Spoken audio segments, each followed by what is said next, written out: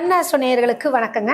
அடுத்தபடியாக நம்ம பார்க்கக்கூடிய ஒரு விஷயம் யாருன்னு பார்த்தீங்கன்னா, திரு ஏடிஎம்கே தலைவரான நம்ம எடப்பாடி அவர்களுடைய ஜாதகம் தாங்க. அவருடைய ஜாதகப்படி எப்படி இருக்கு அப்படின்னு பார்க்கறச்ச, அவர் கன்னி ராசி வர சரிங்களா. இப்போ கோச்சாரப்படி பார்க்கும்பொழுது உலக நாடுகளுக்கே பிரச்சனைனும் போது, அதுவும் குறிப்பாக அவருக்கு நேரெதிராக நின்று சனி பகவான் பார்த்துட்டு இருக்காரு சமசப்தமஸ்தானத்துல.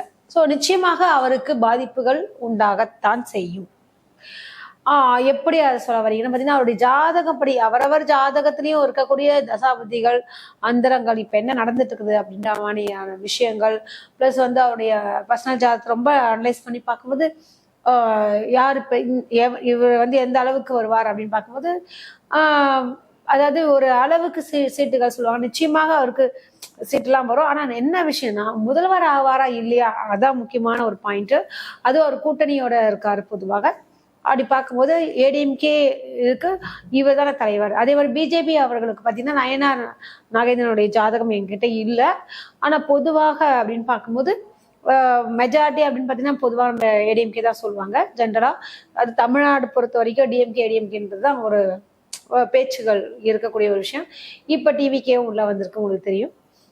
ஆனா இப்ப அந்த ஜாதகப்படி, அதாவது எடப்பாடி அவர்களுடைய ஐயா ஜாதகப்படி பார்க்கும் பொழுது அவருக்கு வந்து பெரிய அளவுல வந்து சாதகம் இல்லைன்றதுதான் காமிக்குதுங்க.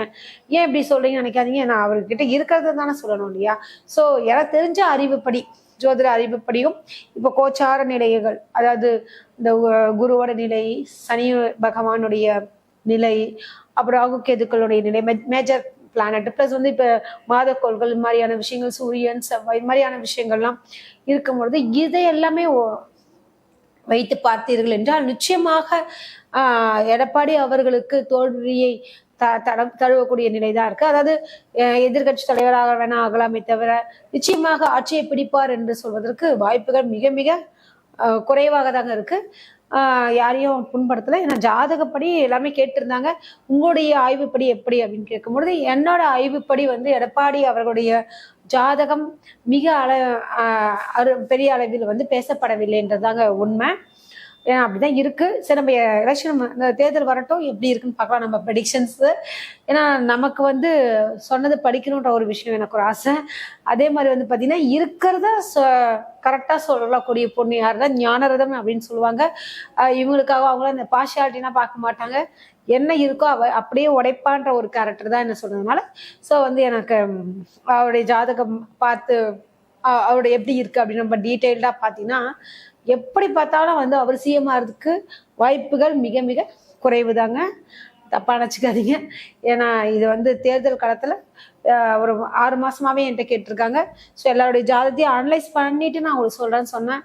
ஸோ அவருக்கு வாய்ப்புகள் ரொம்ப கம்மியா இருக்குங்க. சரிங்க, இது மாதிரி அடுத்த நிகழ்வுகளை உங்களை சந்திக்கிறேன். நன்றி, வணக்கம்.